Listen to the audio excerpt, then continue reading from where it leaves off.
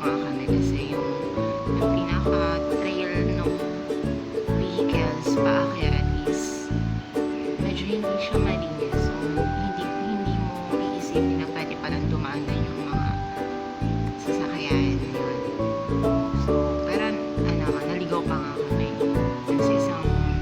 Sa isang way na pinasukan namin, hindi pala yun yung way. So, may harang ng mga ibang vehicle. So, bumalik ulit kami. Then, nung nandun na kami sa tamang way, nakalimutan kong mag-way. Yan. So, walang CR doon sa vicinity.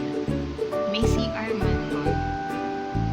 Ano siya, napakadumi, tsaka under construction pa ata. Ayun. Tapos,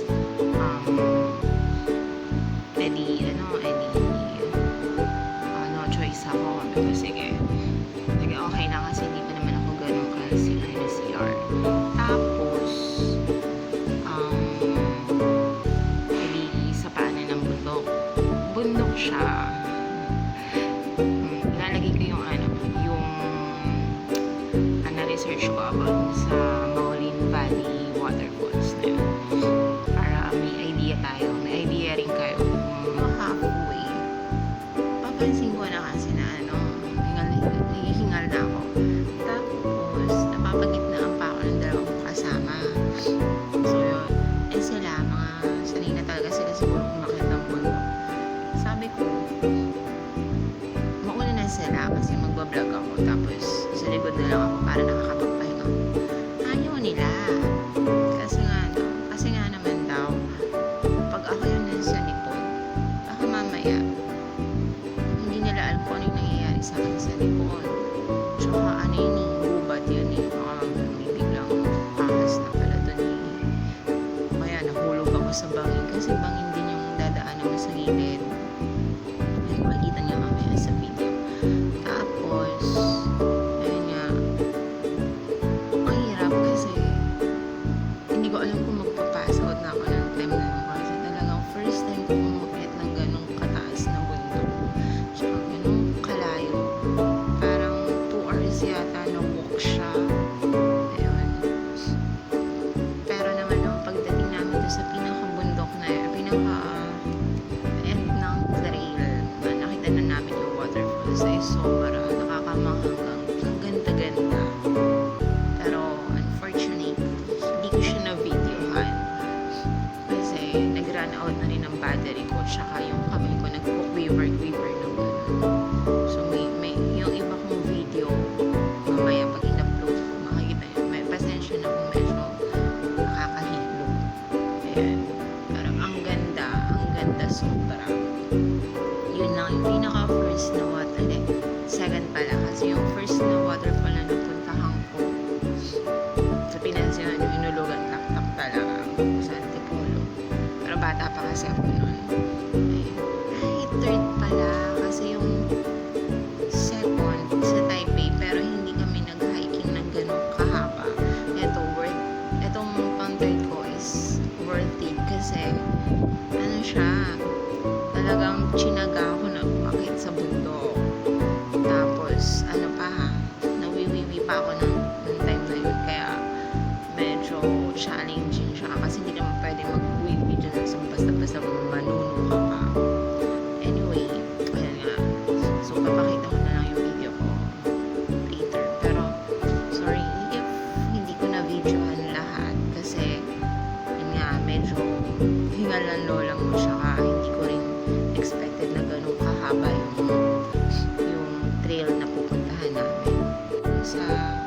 Ayun, meron pa namang marami kasing falls dito sa Taiwan. So, sabi naman sa akin na next time daw, kaakyat ulit kami. Kasi sinabi ko kasi doon sa kasama ko na hindi ko na-videohan yung falls. Sabi niya sa akin, kaysa mo, antaan. Kasi yung shoot, pala, tawag ito, ang alam niya pala, binibidyo ko. Ayun, kaya pala nag-aya rin siya kasi para may mailagay ako sa vlog ko. Pero sabi niya, okay lang to yun kasi marami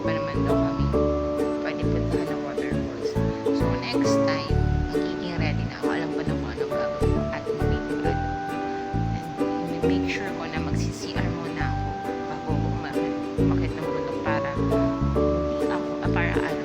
comfortable ako. Yan. So, enjoy nyo na lang po yung video ko dun sa MAOLIN Valley Waterfalls.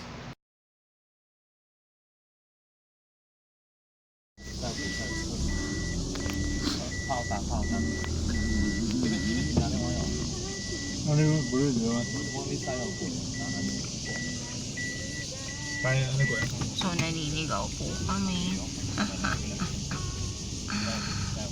Wrong way.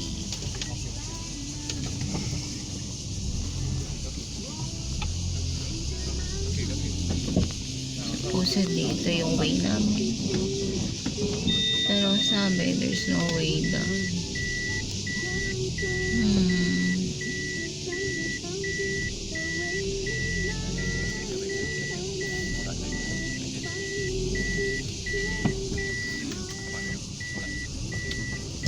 Oh.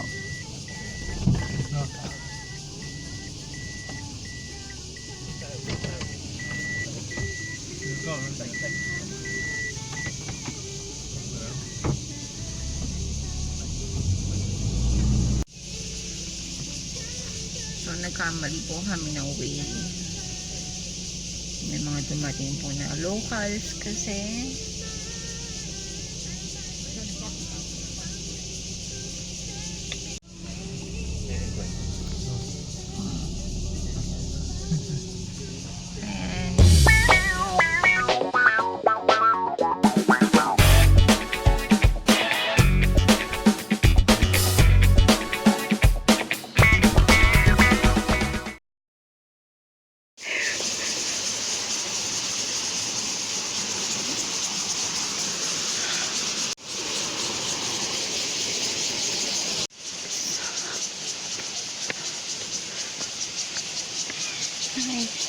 hiking na naman kasi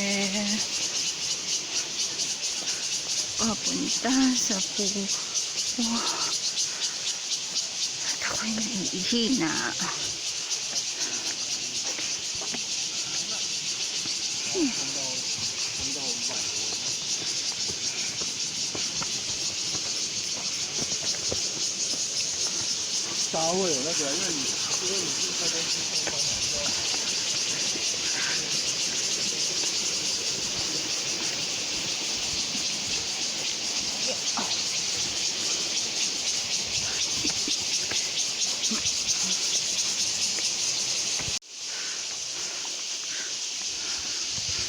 Ano na naman to? Manda na. Gustuhan mga ito na. Mag-hiking.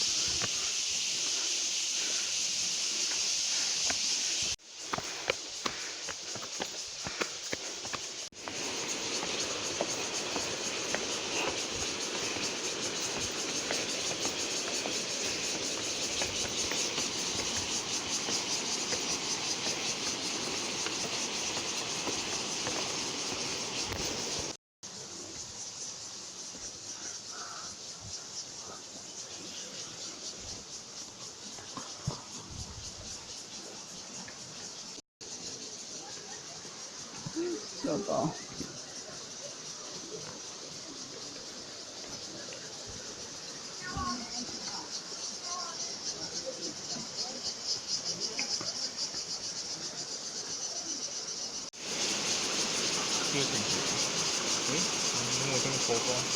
Ang puti ng water.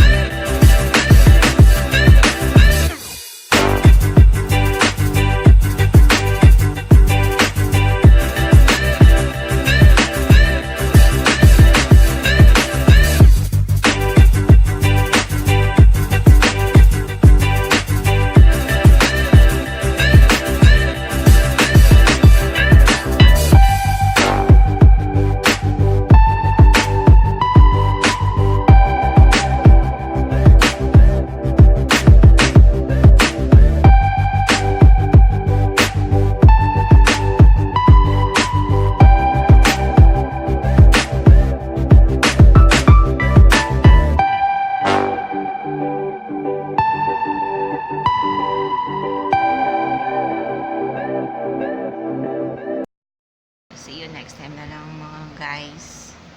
Bye-bye.